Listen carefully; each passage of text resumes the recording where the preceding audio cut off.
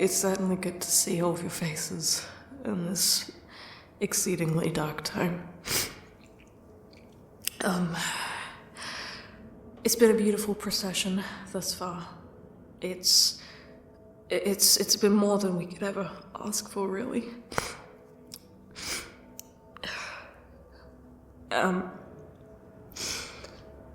I've written some things down, because if I allow my brain to actually just think of the words as they come out, it's most definitely not going to come out the way I want it to. And, well, our little girl deserves the best. Deserves the best I can possibly offer. So, let's see what I got here. You see, I wrote this all down, quite a state. I don't quite remember all of it. This might be as much a surprise to me, well, as much as you get the saying without me having to fucking do all that. So,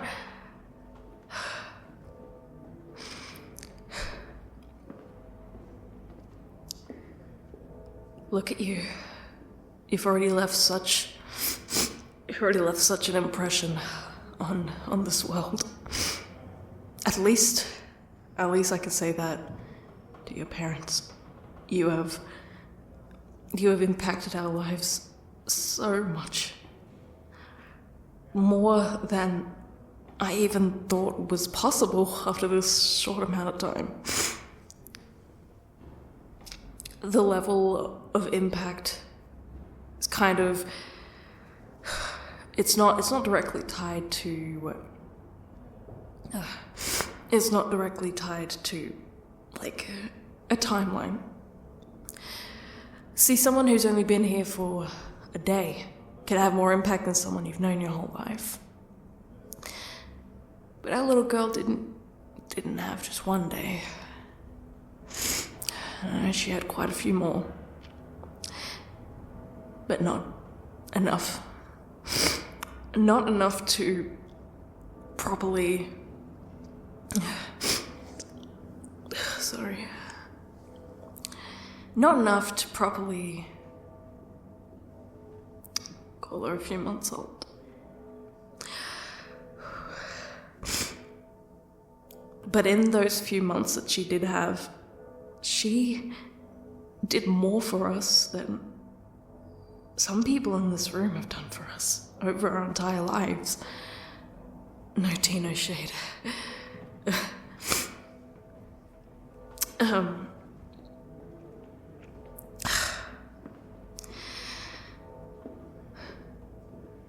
I think that when we first met our little girl, I think that she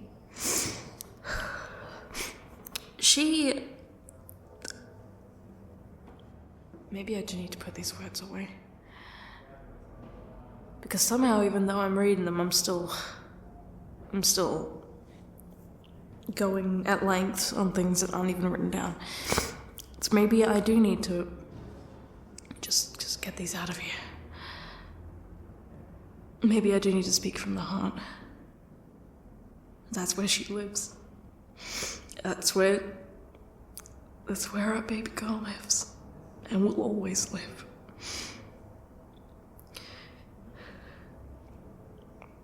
I think that it's a terrible thing for a parent to have to bury a child, because that's not how it's supposed to work. Because if you take all of the other ways that you can die aside from old age, if that's the only way that someone can die, then, you know, all intents and purposes, an adult should never have to bury a child of any kind. But then you factor in accidents, you factor in illness, you factor in every other kind, and you realize that just because you're a certain age, that doesn't mean anything. You might be geriatrical fart, but like, you might still be kicking around and there's no real concern there, and you might think that maybe that will be the time that you'd have to worry, but it turns out any one of us could die. By anything. For all intents and purposes, I could be murdered today. We could get into a car wreck on the way home.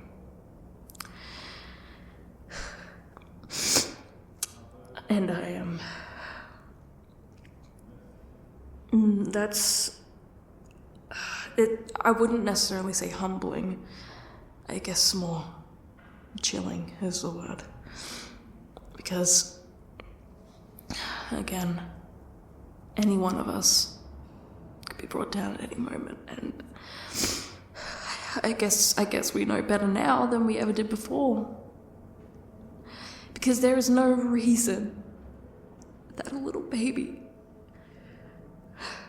should have to have their life ended so soon. She hadn't even opened her eyes, really. In the grand scheme of it, she hadn't even fully become a person yet.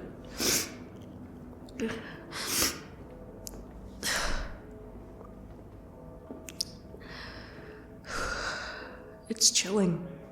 It's chilling coming to this realization. But in the same sense, I guess it's humbling. Kind of humanizes all of us. Kind of brings us all to the same equal footing.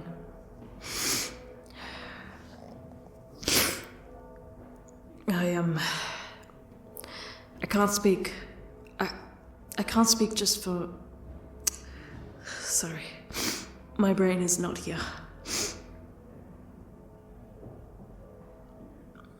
I can only speak for myself. I think I can confidently speak for my partner, but I'll let her have her turn to speak, and so I won't speak for her now.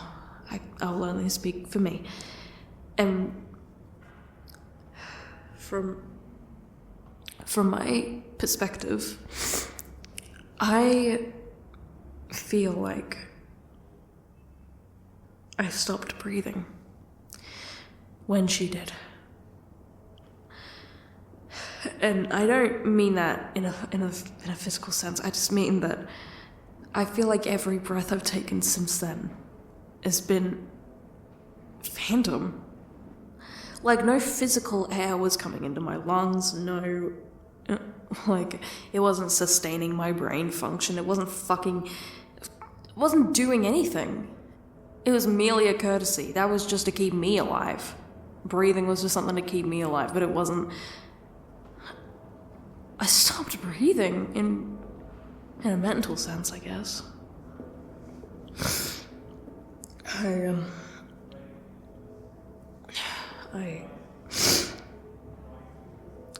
I'm finding it harder and harder every day to be able to take another breath. It comes so easily, I know. Like, it's something that we knew to do when we were born. We just knew to do it. And it should just be automatic. It's not. It's not. When I so desperately do not want to be here anymore, breathing does not come so easily. Your soul forgets how to do it. I have to actively tell myself, take another breath. It shouldn't be like that, but it is. And then I wonder, so I can physically take a breath. I can take a breath. So maybe the reason why it's so unfulfilling is that I'm not breathing out. Maybe I'm breathing underwater. And we all know how that works. It doesn't.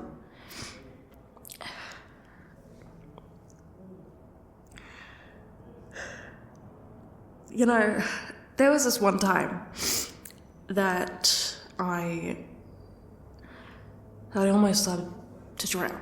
Well, not almost started, I was drowning. Obviously I was fine, but there was this moment while I was under the water. See, over the water, everything was so loud. There was a party going on. That's why no one was like paying attention. And so everything was so loud and chaotic. And I hated that. I still hate that. And then I was struggling to stay up. And so I slipped under the water, and you would think that there'd be panic, and there was, but it was calm. Everything was quiet. It was just me and my own panic. That kind of felt better. No one knew how much I was panicking. No one was aware of my fear. No one was aware that I could have quite easily taken my last breath under the water. And there was this moment where I was confused and just disoriented, and I was watching the air leave my lungs. I was watching it turn into the form of bubbles under the water, and I could see which direction they were headed. They were heading up.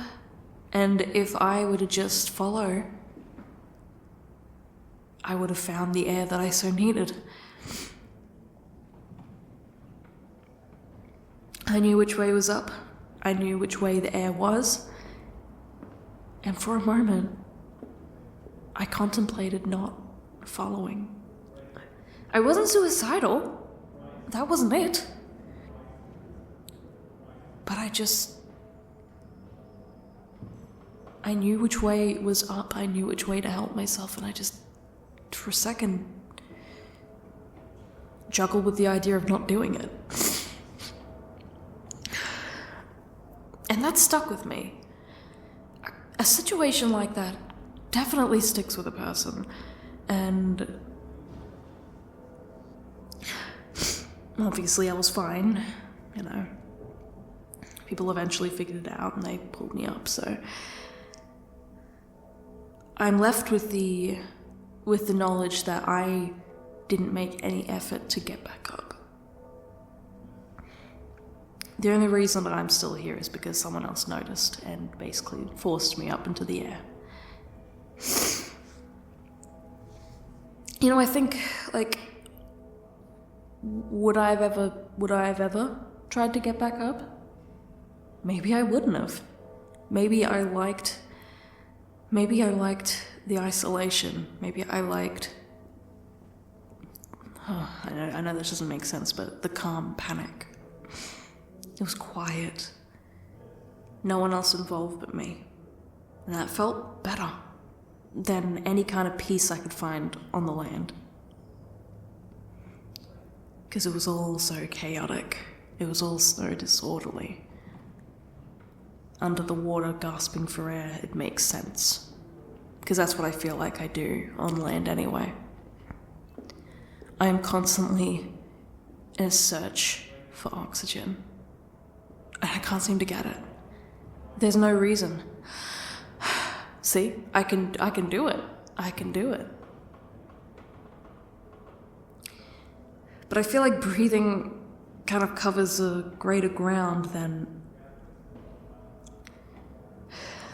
in a physical sense. I'm not making this all about me. Okay, I'm truly not. I'm getting to a point. I don't want anyone thinking that. My point with all of this is I've always felt that way. I've always felt like I was drowning even when I was on dry land.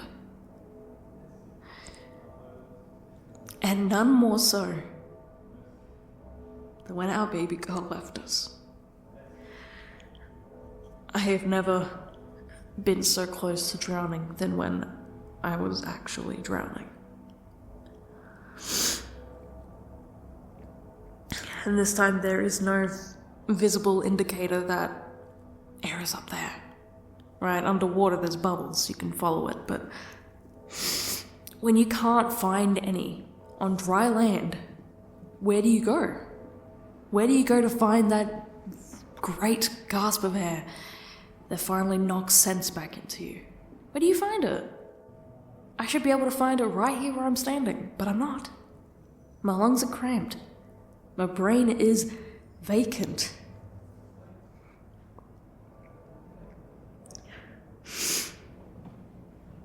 But what I can say, even though I am on dry land and so therefore I am not drowning, I am drowning, and I've always been, and I will continue to. So even though there is no physical salvation for me, I can't burst from the water surface, take that giant gulp of air, feel that relief. I can't do that. But what I can do is learn how to breathe, even though I am drowning.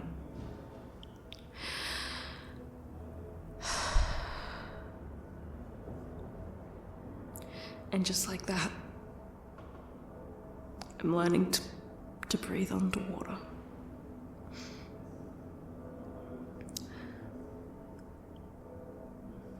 I'm not there. We're not there yet. But we can get there. We can get there. I've been proving that we can. I can see my partner sitting in the aisle, smiling, nodding at me. She knows all this. I've talked in great lengths to her. I know she agrees to a certain extent.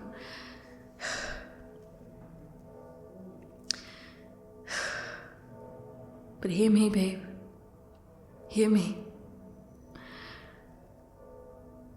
I can't escape the water, but I can learn how to breathe. I can learn how to breathe. And I especially have to now, because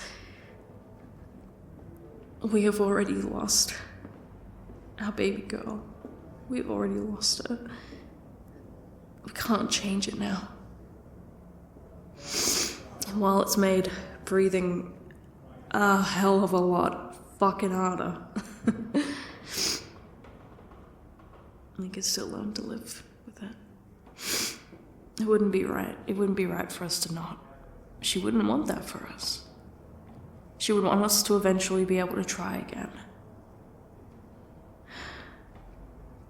Bring a life into this world and nurture it. And hope to fucking God that it stays. Like she didn't get the chance to.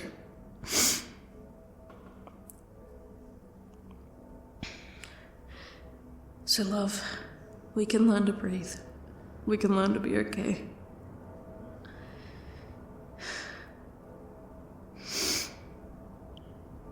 We can learn to drown peacefully.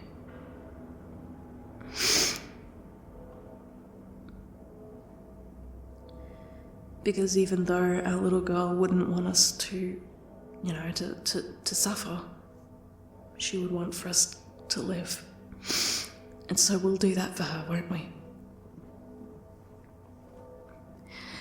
Yeah. Yeah, we will. And,